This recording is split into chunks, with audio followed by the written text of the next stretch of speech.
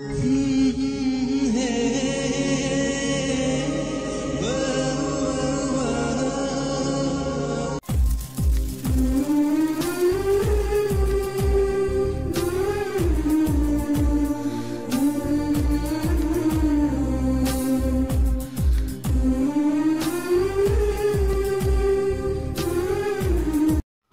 স্বর সুপ্রিয়র। আমি বাচ্চা মেয়ে? তা নয় তো কি। আমার ২৯ বছর ২ দিন ১ ঘন্টা ২ সেকেন্ড বয়স চলছে। তোমার বিউটি বুড়ি হয়ে গেছে, এখনো বাচ্চা বলছো? বিউটি ঘন্টা সেকেন্ড সুপ্রিয়র হাত ঘড়িতে দেখে বলল। তাই তো, তুই বুড়ি হয়ে গেছিস যে, এখন উপায়? তুমি এত ইয়াং কিভাবে? তোমার ৩৬ বছর বোঝা যায় না কেন?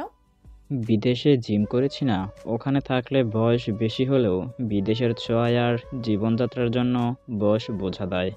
আচ্ছা বুঝলাম। আমার একটাই প্রশ্ন আছে, সায়ন নামের কি কেউ অ্যাসিস্ট করে?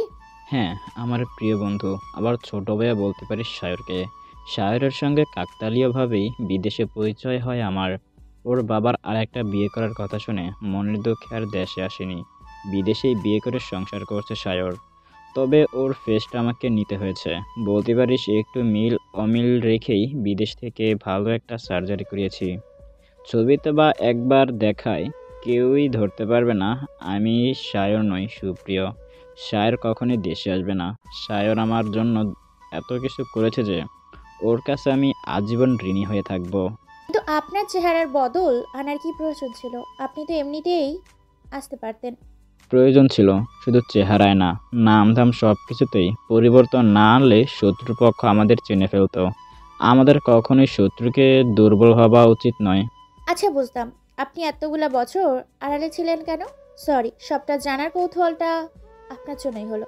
আপনি যেহেতু বলতে চাইছেন, তবে বলুন সবটা। ১৬ বছর বয়সে একটা চরম বিশ্বাসঘাতকতার মুখোমুখি হতে হয় আমাকে। মরতে মরতে বেঁচে গিয়েছি আমি। মা বাবাকে বাঁচাতে পারিনি, সেই আফসোস কুরে করে খাচ্ছে আমাকে। আমি দেশ ছাড়ি আমার বাবার প্রিয় বন্ধু শেখর আঙ্কেলের সাথে। সেদিন শেখর আঙ্কেল না থাকলে বোধহয় আমি বেঁচেই থাকতাম না। সেদিনের লোমহর্ষক ঘটনার কথা মনে হলে আজও আমার কলিজায় কাঁপন ধরে। আমরা পরিবারের সবাই তখন রাতের খাবার খেতে বসেছি। কাকন আপু, আমি, আব্বু আম্মু, আমরা আনন্দ করে খাচ্ছিলাম। হঠাৎই মুখোশ পরা দুজন লোক আমাদের ঘরে প্রবেশ করে। আমরা চেঁচামেচি করার আগেই ওরা আমাদের অজ্ঞান করে ফেলেছিল। আমার আর কিছু মনে ছিল না। আমার যখন জ্ঞান ফিরে আসে, আমি দেখি আমার মুখের সামনে আমার খুব পরিচিত একটি মুখ, সে আমার পেটে ছুরি দিয়ে আঘাত করছিল। আমি স্তব্ধ হয়ে থমকে গিয়েছি, শুধু তাকে দেখছিলাম। এরপর তারা যখন আব্বা আম্মুর লাশ লুকিয়ে ফেলার জন্য গেছিল, তখনই আমার সামনে আসেন আব্বুর বন্ধু শেখর আঙ্কেল। আমার মনে পড়ে আব্বা বলেছিলেন, যদি আমরা কেউই কখনই না থাকি, তবে এই নাম্বারে যোগাযোগ করিস, তোকে সে নিজের সন্তানের মতো মানুষ করবে। আমি এখন বুঝতে পারি আব্বা আগে থেকে বুঝতে পেরেছিলেন তার সঙ্গে এরকম কিছু হতে পারে। মৃত পথযাত্রী আমি তখন ছটফট করছিলাম। শেখর আঙ্কেল দ্রুত আমাকে ঘর থেকে নিয়ে বেরিয়ে আসেন। আমাকে দ্রুত শহরের হসপিটালের দিকে নিয়ে চলে আসেন। উনি হয়তো কোনো কারণে আমাদের গ্রামে এসেছিলেন, হয়তো বা আশঙ্কা করেছিলেন এমন কিছু হতে পারে, সেজন্য শেখর আঙ্কেল এসেছিলেন আমাদের বাড়িতে। উনি না থাকলে আমাকে এখানে দেখতে পারতিস না। আমাকে শেখর আঙ্কেল একদম নিজের সন্তানের মতোই মানুষ করেছে। আমাকে এখানে সুস্থ করেন। আমি প্রায় ৪-৫ বছর ট্রাম ছিলাম। জানপ্রাণ দিয়ে আমাকে সুস্থ করেছে। আমি সুস্থ হওয়ার পর আমাকে উচ্চশিক্ষা লাভের জন্য বিদেশে পাঠান শেখর আঙ্কেল। ওনার একটা মেয়ে আছে, মেয়ে আর আমাকে একসঙ্গেই বিদেশে পাঠান। আমি ওখানে পড়াশোনার ফাঁকে ফাঁকে আমার নিজের একটি পরিচয় গড়তে থাকি। আর ওনারই মেয়ে রুমকিকে বিয়ে করবেন সায়র। তারপর সায়রের সঙ্গে আমার পরিচয়, ভালো বন্ধুত্ব। অবশেষে আমাকে সব কিছুতেই শেখর আঙ্কেল সাহায্য করতেন। আজ আমার এত ক্ষমতা, এত দুর্লভ, সবটাই শেখর আঙ্কেলের জন্য। প্রতিবার দেশে আসতাম শুধুমাত্র তোকে খোঁজার জন্য, কিন্তু কোনোভাবেই খুঁজে পাইনি। এত কিছুর মধ্যে একটা মুহূর্তেও তোকে ভুলতে পারিনি আমি। তুই ছাড়াও আরও একজনকে খুঁজে বের করার চেষ্টা মরিয়া ছিলাম আমি। সারা দেশে আমি কিভাবে খুঁজে পেতাম তোদের, আমি যদি শুধু একবার জানতাম কোথায় ট্রান্সফার হয়েছে হাশেম আঙ্কেলের, তাহলে আরও অনেক আগেই খুঁজে পেতাম। এক মিনিট, কি নাম বললেন শাওনের বইয়ের? রুমনিন। রুমনিন আজকে হসপিটালে নার্স সেজেছিল। ওকে আমাদের ছোটবেলায় গল্প শুনিয়েছিস। ওর সাহায্যে তোকে এখানে নিয়ে আসি। তার মানে সব প্ল্যান আগে থেকেই করা ছিল। আর আপনাকে আঘাত করা পরিচিত মুখটা কার ছিল? এটা না হয় পরেই বলবো, তবে তোকে এবার আমাকে একটা কাজ করে দিতে হবে। কি কাজ? আস্তে আস্তে সব বলবো। এখন এই মুহূর্তটা অনুভব করতে থাক। করব।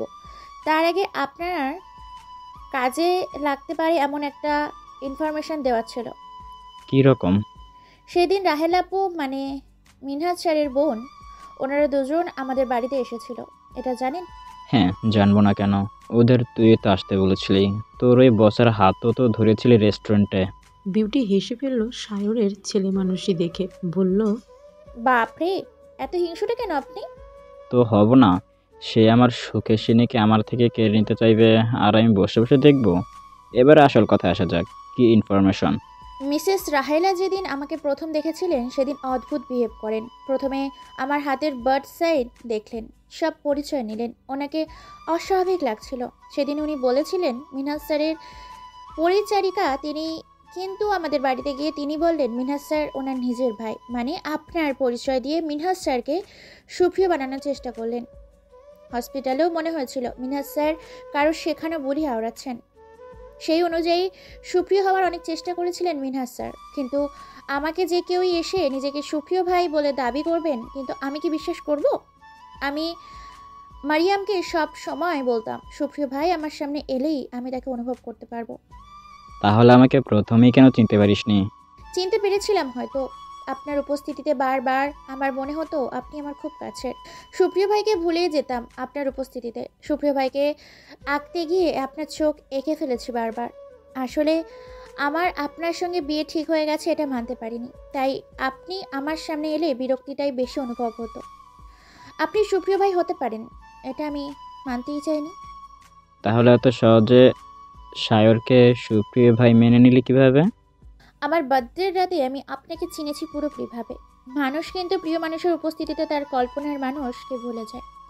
সেই জন্য আপনি আমার সামনে এলেই সুপ্রিয় ভাইকে ভুলে যেতাম। তাছাড়া আপনি এতটাই কড়া পারফিউম ইউজ করেন যে আপনার পারফিউমের গন্ধেই আপনাকে চিনতে পেরেছি। বাবা, এই তোর আমাকে নিয়ে অনুভূতি। আমি কাছাকাছি সামনাসামনি ছিলাম, আর তুই আমাকে চিনলি না? এটা খুব খারাপ। আমি আপনার চোখ ছাড়া কিছুই দেখিনি। আমি কি আপনার মুখের দিকে একবারও তাকিয়েছিলাম বলুন? এখন তাকা। বিউটি পূর্ণ দৃষ্টিতে তাকালো সুপ্রিয়র দিকে। না চাইতেও আবেগে সুপ্রিয়র পুরো মুখে হাত বুলিয়ে দিল। তার চোখে চিকচিক করছে পানি। সুপ্রিয় মন ভরে বিউটিকে দেখছে। হঠাৎই বিউটি ঝাঁপিয়ে পড়ল বুকে। প্রিয় শখের পুরুষের বুকে মাথা দিয়ে হয়তো সুখ খুঁজে নিচ্ছে সে। সুপ্রিয় ফিসফিস করে বলল, আমাদের এখনো বিয়ে হয়নি বিউটি। এক্ষুনি আমার থেকে দূরে সরে যা, না হলে আমি ভুলভাল কিছু করে বসবো। তুই কি চাস এমন কিছু হোক? ভোর রাতে কেউ এভাবে জড়িয়ে ধরে? আমি না হয় আমার অনুভূতি বুঝতে দেরি করে ফেলেছি, কিন্তু সুপ্রিয় ভাই আপনি এতদিন কেন বলেননি আপনিই আমার সুপ্রিয় ভাই? বললাম তো, আমাদের বিয়ের রাতে তোকে সারপ্রাইজ দিতাম, কিন্তু তুই যা দুর্বল, অসুখ লেগেই আছে। এখন না বললে তুই যদি সত্যি সত্যি মিনাজকে বিয়ে করে নিতি, তখন কি হতো? মোটেও না। মিনহাজ স্যার আমাদের বাড়িতে আনাটা ছিল সম্পূর্ণ প্রি প্ল্যান। আমি জানতাম রাহেল আপু একটা না একটা ভুল করবেই। সেদিন যখন মিনহাজ স্যারের সঙ্গে কথা বলার জন্য আমাদের ছাদে পাঠাচ্ছিলেন, তখন আমি মিনহাজ স্যারকে উপরে যেতে বলে অর্ধেক পথে ফিরে আসি ওয়াশরুম যাব এই কথা বলে। তারপর এসে আড়াল থেকে সব কথাই শুনেছি। উনি বলছিলেন উনি কাকুন আপু সেদিন আপনাদের বাড়িতে ডাকাত হামলা করেছিল, আপনার বাবা মাকে ডাকাতেরই মেরে ফেলেছে। তারপর আবার বললেন মিনহাজ স্যারই নাকি সুপ্রিয় ভাই। ওনার নাম কাকুন বদলে রাহেলা, আর সুপ্রিয় নাম বদলে নাকি মিনহাজ রেখেছেন। উনি নাকি সন্দেহ করেন যে ওরা ডাকাত ছিল না, কোনো গুপ্ত শত্রু ছিল, সেজন্য নাম পরিচয় বদলে ফেলেছেন। এখানেই আমার খটকাটা লাগলো। বিউটি সেদিনের সমস্ত কথোপকথন গুছিয়ে বলল, কি বললি? কি বললাম? কাকর নাম বললি, রাহেলা নাম রেখেছেন ওই মহিলা। তাই তো। আমার আব্বুকে বলেছিলেন আর তোর কাছে তোর ওই টক্সিক বস মিনাজ মানে আমি সেজে গিয়েছিল, রাইট? হুম। এর একটাই মানে হয়, এবারে সবটা পরিষ্কার আমার কাছে। সুপ্রিয় ভেতর থেকে জ্বলে উঠল। সে কিছু ভাবছে, সুপ্রিয় কিছু একটা বলবে তার আগে বিউটি উচ্ছ্বাসিত হয়ে পড়ল। রাহেলা আপু আমাদের জন্য জোরালো 3টা ক্লু ছেড়েছেন। ওনার ভুলগুলো আমি তো ধরেইছিলাম, কিন্তু বাবা ধরতে পারেনি। কেমন বল, কি ক্লু ছাড়া কথা বলছিস? সুপ্রিয় ভ্রু কুঁচকে বলল। প্রথম ভুল সেটা হলো উনি রেস্টুরেন্টে আমার বার্থ সাইন দেখলেন। তার মানে উনি জানতেন আমার জন্মদাগ আছে। জন্মদাগ দেখার পর অনেক ঘাবড়ে যান।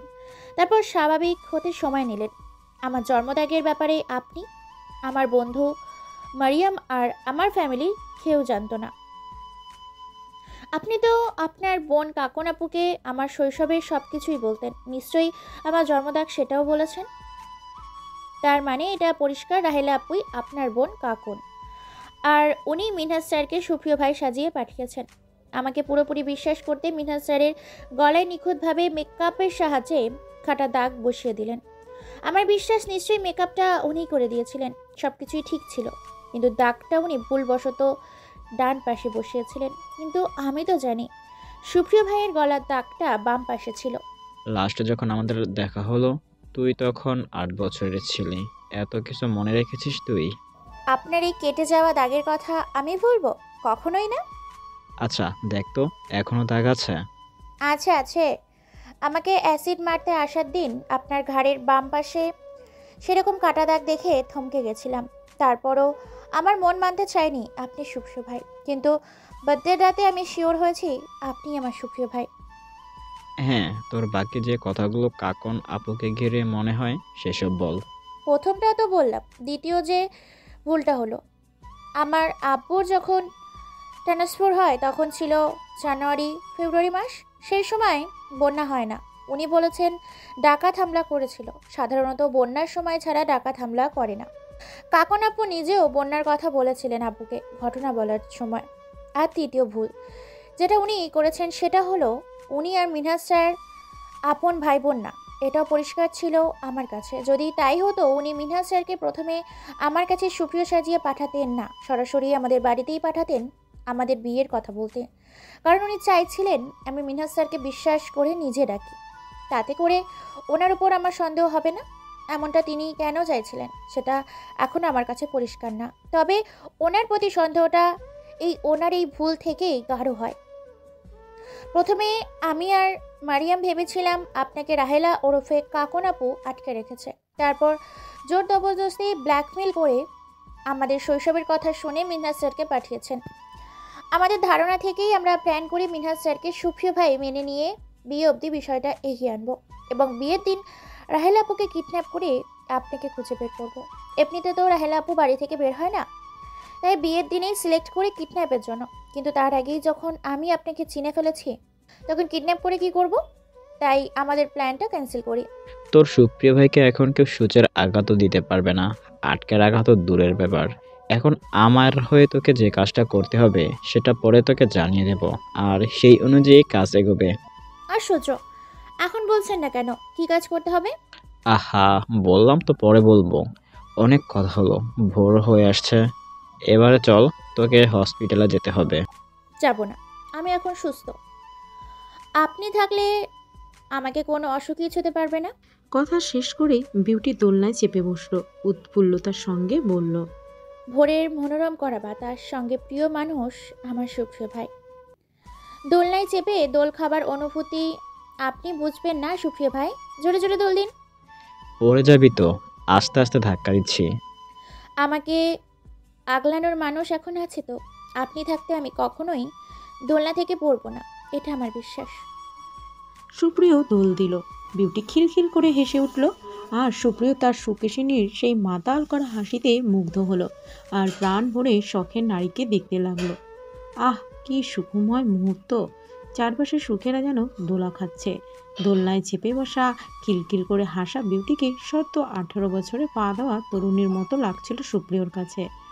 বয়স যাই হোক না কেন, প্রিয় মানুষের সান্নিধ্যে সব প্রেমিকাই বোধহয় 18 বছরের তরুণী হয়ে যায়।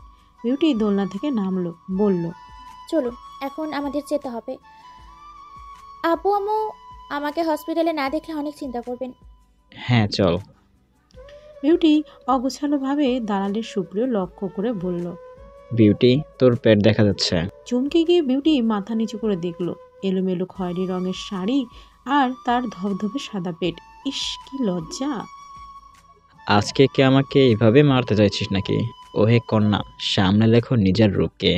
আমি তোমার রূপের মোহে দায়সারা ভাবের হয়ে যাচ্ছি, অনিয়ন্ত্রিত হয়ে পড়ছি।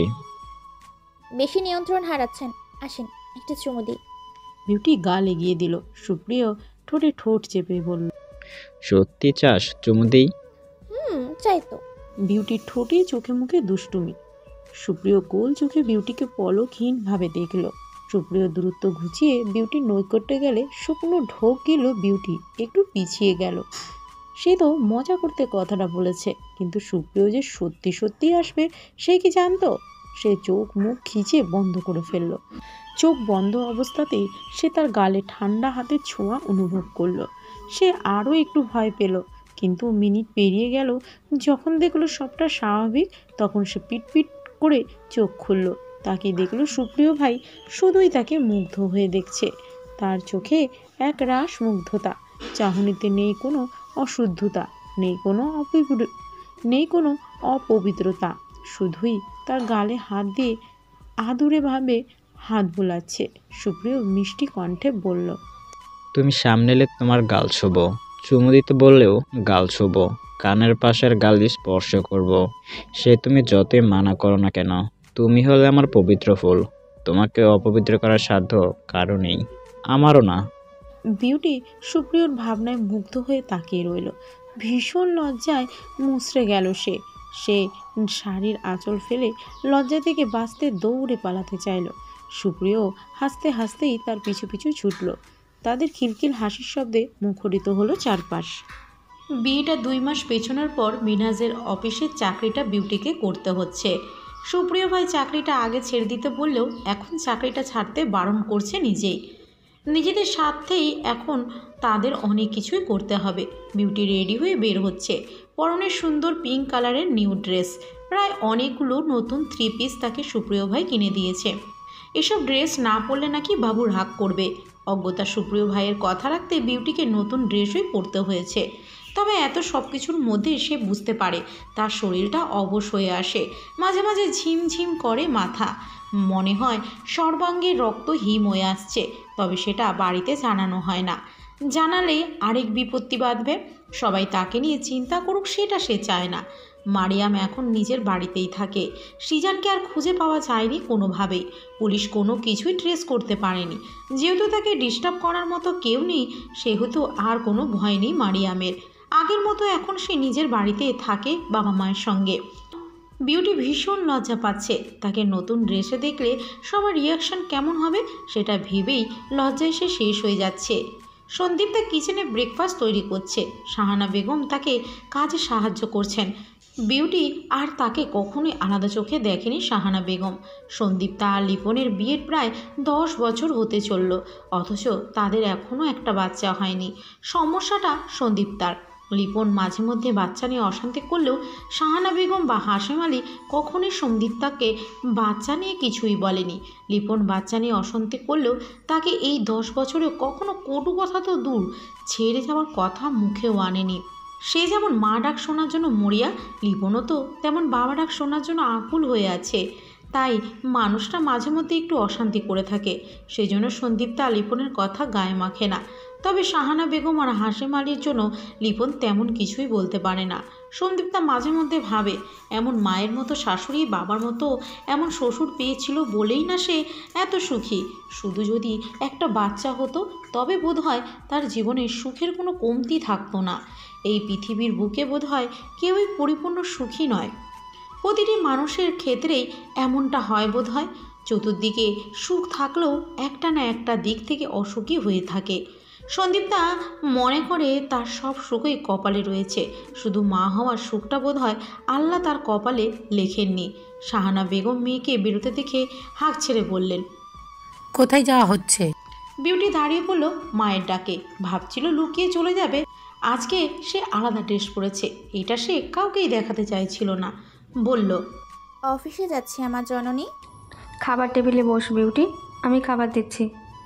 বলল সন্দীপ্তা। না ভাবি, আমি অফিসের ক্যান্টিনে খেয়ে নিব। আমাকে 10টায় অফিসে উপস্থিত থাকতে হবে, ইম্পর্ট্যান্ট মিটিং আছে।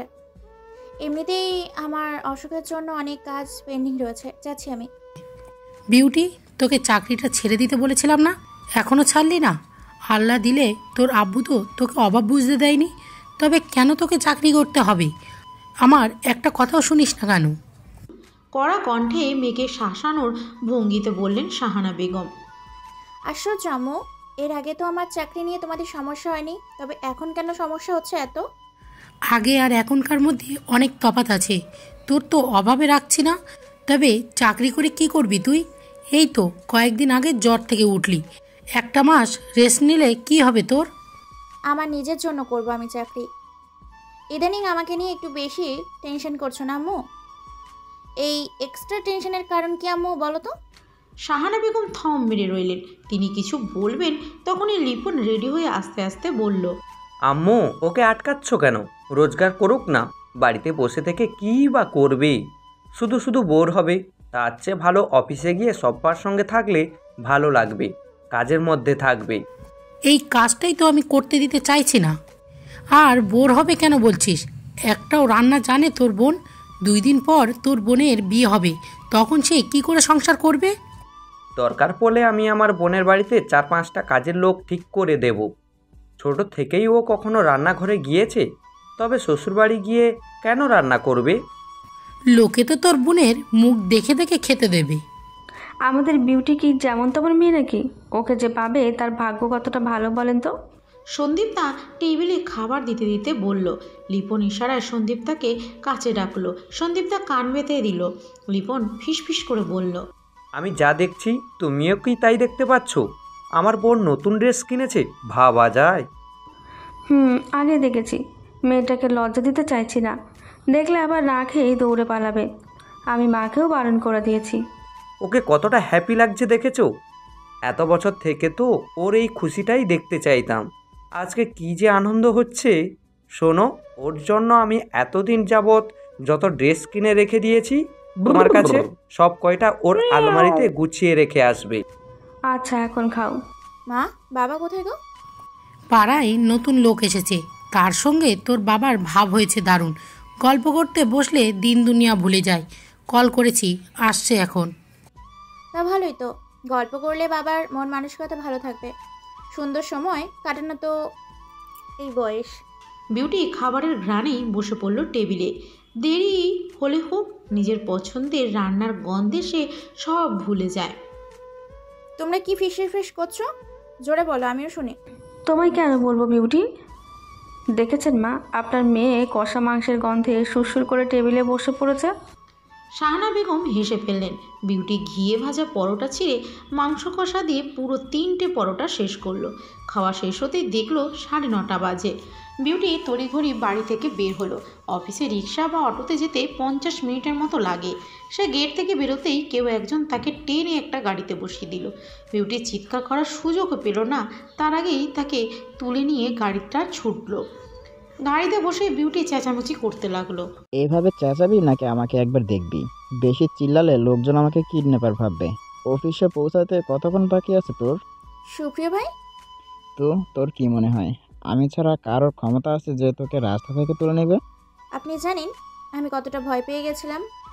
এভাবে কেউ চমকায়, এভাবে কেউ আচমকা গাড়িতে ওঠায়? আশ্চর্য। এত ভীতু হলে চলে? আমি আছি তো, এই নে পানি খা। আহারে, গলাটা শুকিয়ে গেছে। আর কখনো যদি আপনি এরকম করেছেন তো দেখে নিব আপনাকে। কি করবি? সেদিনের মতো আবার বলিস না চুমুটুমু দিতে চাস। আজকে তবে রেহাই দেব না, সুযোগটা কাজে লাগাবো ভাবছি। আপনার কেন মনে হচ্ছে এমন মহান কাজ করার জন্য আপনাকে আমি চুমু দিতে চাইবো? নির্লজ্জ ঠোঁটকাটা লোক। আমি নির্লজ্জ? তাই নয় তো কি? ঠিক আছে, অনেক ছাড় পেয়েছিস, আর পাবি না। খুব শীঘ্রই দেখবি নির্লজ্জ কত প্রকার ও কি কি। বিউটি পাত্তা দিল না সুপ্রিয়র কথায়, ঠোঁট বাঁকিয়ে অন্যদিকে ফিরে বসলো। শোন, সবার সামনে আমি এখনো সায়র, ভুলেও সবার সামনে আমাকে সুপ্রিয় ভাই বলবি না, মনে থাকবে? হ্যাঁ, থাকবে। আর কি কি মনে রাখতে হবে? ওই মিনহাজার থেকে দূরে থাকবি। ওর কাছাকাছি যাবি না। মূলত ওই কারণেই আসা আজকে। তোর টস্কিক বসকে তো আবার এখন সুপ্রিয়, মানে আমাকে ভেবেই অভিনয় করতে হবে। আর আর কাজের বাইরে মিনহাজ তোকে ডাকতে পারে এখন। কোনো খেজুর আলাপ করবি না। আর আর সাবধানে থাকবি। আর ঠিক সময় দুপুরের খাবার খেয়ে নিবি। বিলম্ব করলে আমিও অনাহারে থাকবো। আর আর ফোন দিলে সঙ্গে সঙ্গে ধরবি।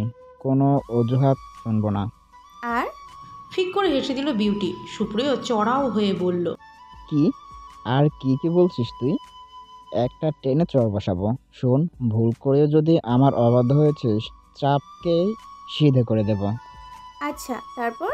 বিউটি ঠোঁটে ঠোঁট চেপে হাসলো। বেশ লাগছে তার সুপ্রিয় ভাইকে জ্বালাতে। হাসবি না, আমি সিরিয়াস কথা বলছি কিন্তু। আমিও সিরিয়াসভাবেই হাসছি। তার মানে তুই আমার কথায় কর্ণপাত করিস না? না। সুপ্রিয় জোরে গাড়ি ব্রেক কষলো।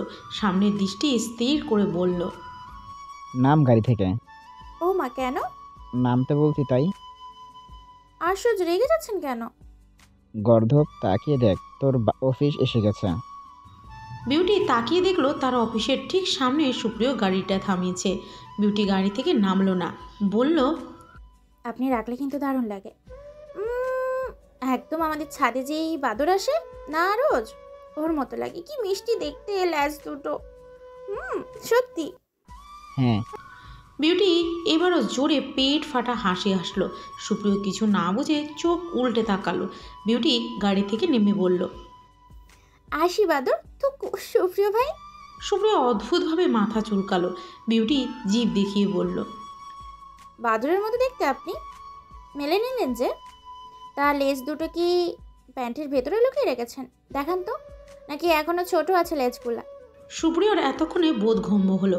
তার প্রশংসা করার নামে উল্টো বিউটি তাকে বাদর বলেছে। তবে রে পাজি মেয়ে, এই বিউটি, দাঁড়া, আজ তোর কান মুড়ে দেব। বাড়িতে আয় শুধু। আচ্ছা, দেখা যাবে। বিউটি দৌড়ে চলে গেল। সুপ্রিয় হেসে উঠল বিউটির দুষ্টুমিতে। মিনাজ উপর থেকে সবটাই খেয়াল করলো।